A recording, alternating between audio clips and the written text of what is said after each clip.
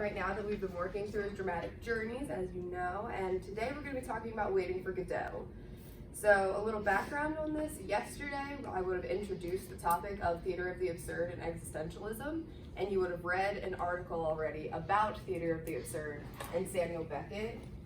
And so going into the objectives, students will analyze the central ideas of the first section of the play, Waiting for Godot, in order to understand the theater of the absurd's influences on Beckett. Also, students in the class, someone has an IEP for ADHD, and then there's also a 504 for a student with epilepsy. BT dubs. The standard that I used to connect to this objective was a reading standard 12.2, 11/12.2. Which is determine two or more central ideas of the text and analyze their development over the course of the text, including how they interact and build on one another to provide a complex analysis, provide an objective summary of the text. And so that was my standard connection to this as the objective. Assessments for today, there's going to be an exit ticket. That is the formal one. Informal, I'm just going to be asking like general questions for understanding, that sort of thing. For my opening activity or warm-up, I'm just having students take 3 minutes and journal about what they remember from yesterday's article, Theater of the Absurd. Again, yesterday's activity, you were annotating the whole entire article with like different colors, different codes, that sort of thing, just like an annotation reminder. What stood out to you, what confused you, and this would be going in a journal that they would keep their warm-ups like every day sort of thing, because another one of the standards for 12th grade is journaling over a course of time. So that goes to that. And then activity 1, which we're not going to be doing, is reading the text. So we're reading the first chunk of the text, which is the first 17 pages before a new character is introduced. So up until then, there's only 2 characters and then stage directions. I've also put in a trigger warning because there is mention of the characters suggest that they hang themselves at one point from a tree, and although it is done in kind of a comedic aspect, I just wanted to put that up there for in case anybody was sensitive towards that. I want to be mindful of that. While reading, I have people switching about every 5 minutes or so just to keep a lot of people involved.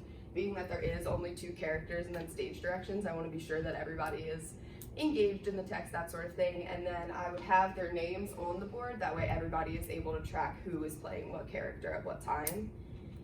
So we're gonna act like you guys read it.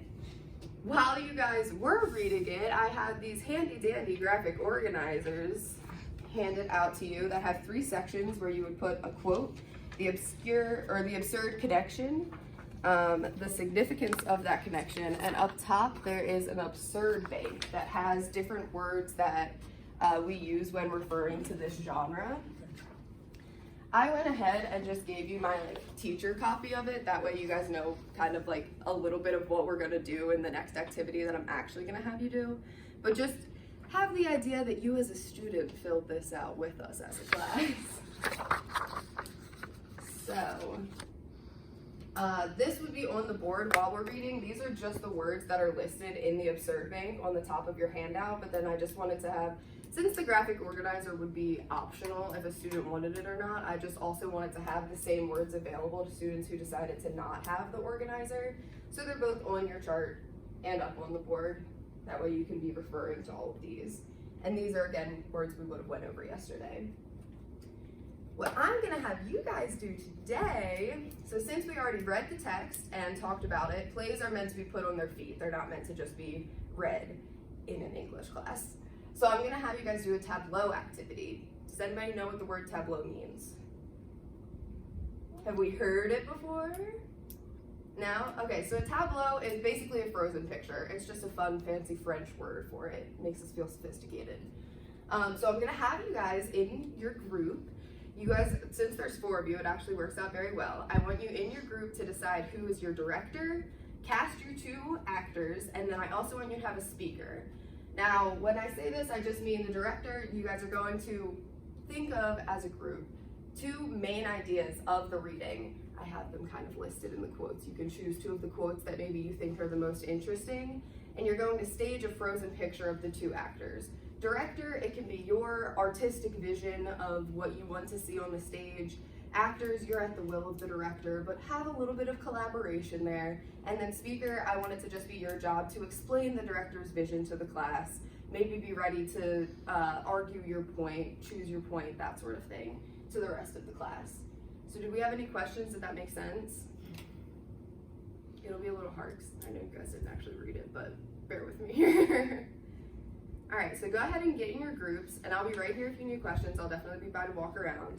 Pick 2 of the main ideas from one of the quotes, and just stage a fun picture so that your classmates can see these on their feed. All right. Are we one large group or 2 separate You're just groups? one large group since there's 4 of you. Okay.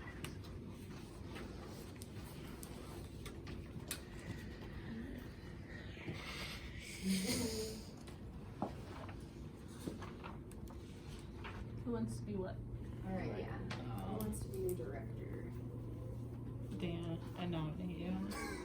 I'll be the director. Right? David, you'll be the director. Director. I'll be an actor. Okay, All that's right. an actor. Sounds good. Okay, what are we thinking?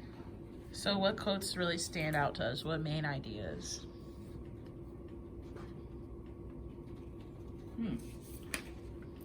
I think the page 4. Well, this is the main idea that we have to do. The one about the horse? Oh yeah, that's definitely crazy.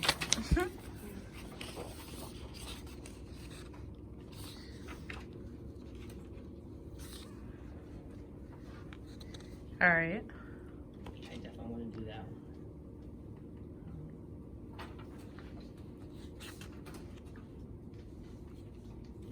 And how should we act that out?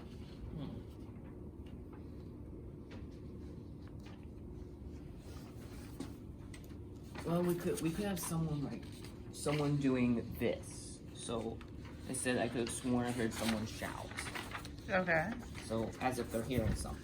Right. And then what would that second person be doing? Dan, any ideas?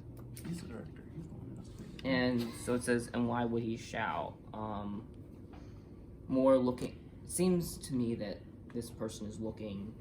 That Estragon is working in the. It seems that he is a bit confused, so we can have someone look a bit confused. All right. I guess we should decide which one. Do you want Yes. to be E or V? I'll be E. Okay, I'll be V. And Okay, then, Let me then. get my first stage picture out. yep. So you have to act like you're listening to something, and you have to act sort of confused Do I and looking say at it, or are we just Anna. focusing? Wait, should Dan hold this now? Yeah. Dan, can you take over the recording? I need an actor. So do we say anything, or do we just? Yep, I think we're just still. frozen picture, yeah. So I forgot what I'm doing. You're looking confused, and I'm hearing something.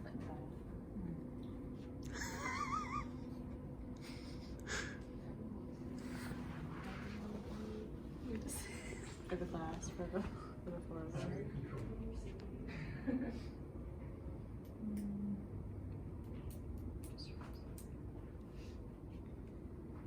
We need to have Charlie. Charlie, can you more look towards Anna Oh, because yeah. they're talking to each other?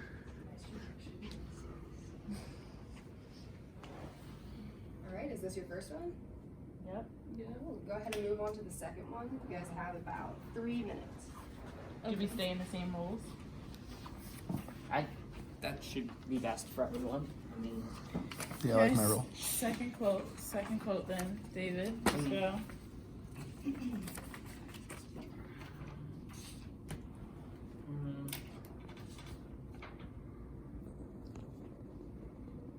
What about page 6? page 6. Let's go. We can't run out. We go. Okay, so we can have E kind of like they're packed up and ready to go. Okay. So I see your this, and V says we're waiting for to go. So V is just sitting normally, like they're waiting for something, someone at a train stop. Okay. I see it. All right, yeah. I forgot who was who. Oh, I was V, right? Okay, you so were I'm ready V. to go, and I'm Alright. just chilling.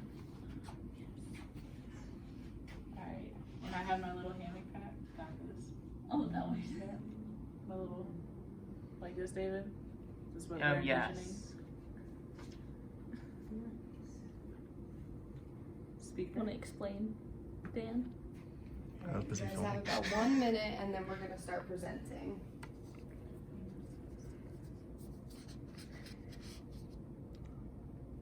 You all look great.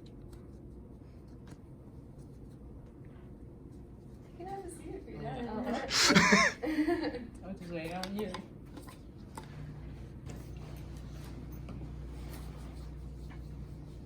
Alright, how's everybody feeling? Are we ready to present? Yep. Alright, group one, why don't we have you guys go first? Since you're just closest, you know. So, speaker, right? Yes. Do you want to go ahead and present the first scene? So the first one was page 14. It says V. I could have sworn I heard shouts. E.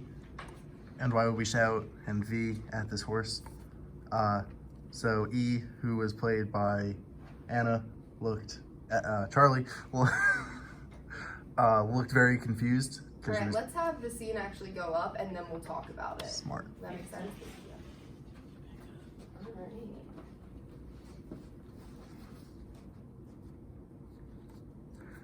Alright. Okay, so Charlie looks very confused because she's wondering why we're shouting, and Anna is listening to something because she claims that she heard a shout.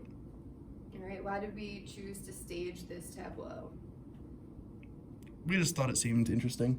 Okay, fair enough, fair enough. And we talked about how this was kind of an illogical moment in the play. So why did we say that? Because why would you shout at people? Exactly. Doesn't make a lot of sense.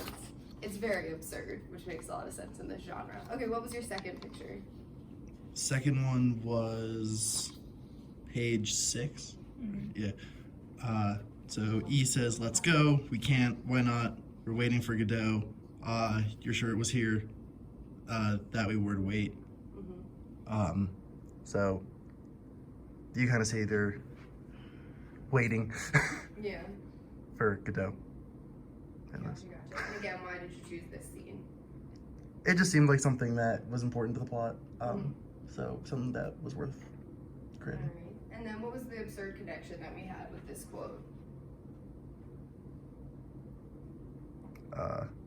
Someone help me out on this one.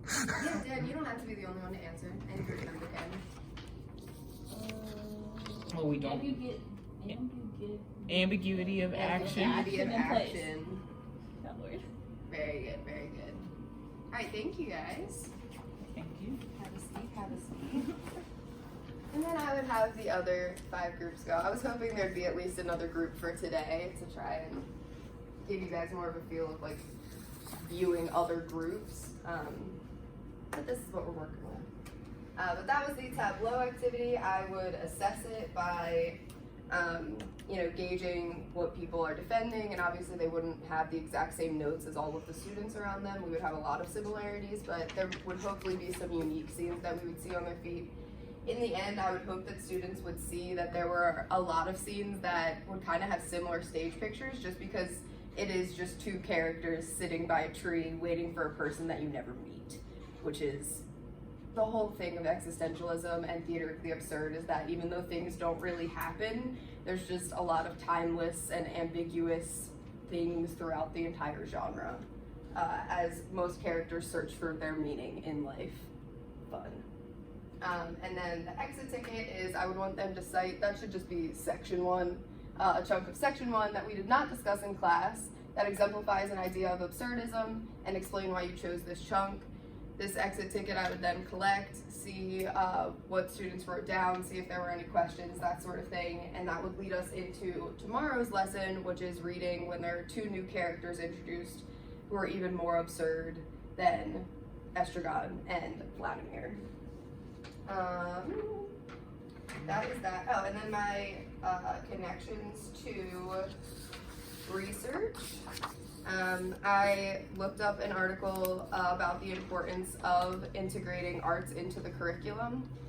Just being that this is theater, I love theater, as you all know. I just made the connection there, saying that arts help children or students express abstract concepts, stimulate higher level thinking, and build community, and help children collaborate. So I really wanted to make collaboration a part of this lesson. And if there was any extra time in class, I have a link to this wacky Samuel Beckett on film, which is 3 people with their heads in flower pots just speaking very rapidly about how they need to find a meaning in their life, which is interesting. And that is that. Thank you.